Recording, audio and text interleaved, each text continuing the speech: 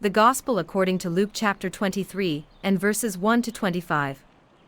Then the whole multitude of them arose, and led him to Pilate. And they began to accuse him, saying, We found this fellow perverting the nation, and forbidding to pay taxes to Caesar, saying that he himself is Christ, a king. Then Pilate asked him, saying, Are you the king of the Jews? He answered him and said, It is as you say.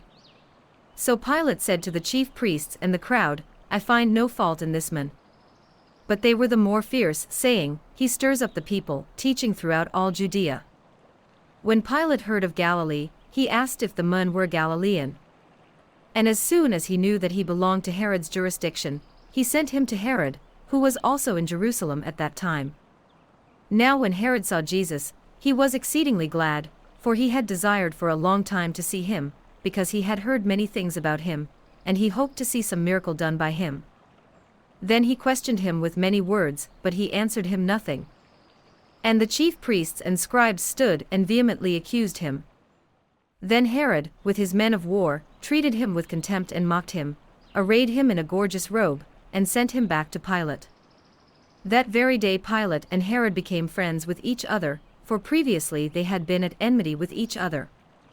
Then Pilate, when he had called together the chief priests, the rulers, and the people, said to them, You have brought this man to me, as one who misleads the people. And indeed, having examined him in your presence, I have found no fault in this man concerning those things of which you accuse him.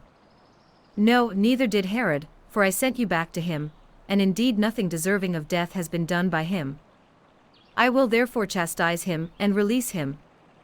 For it was necessary for him to release one to them at the feast. And they all cried out at once, saying, Away with this man, and release to us Barabbas, who had been thrown into prison for a certain rebellion made in the city, and for murder. Pilate, therefore, wishing to release Jesus, again called out to them. But they shouted, saying, Crucify him, crucify him. Then he said to them the third time, Why, what evil has he done?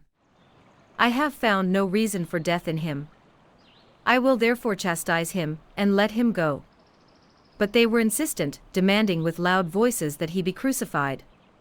And the voices of these men and of the chief priests prevailed. So Pilate gave sentence that it should be as they requested. And he released to them the one they requested, who for rebellion and murder had been thrown into prison, but he delivered Jesus to their will. The Gospel according to Luke chapter 23, and verses 1 to 25.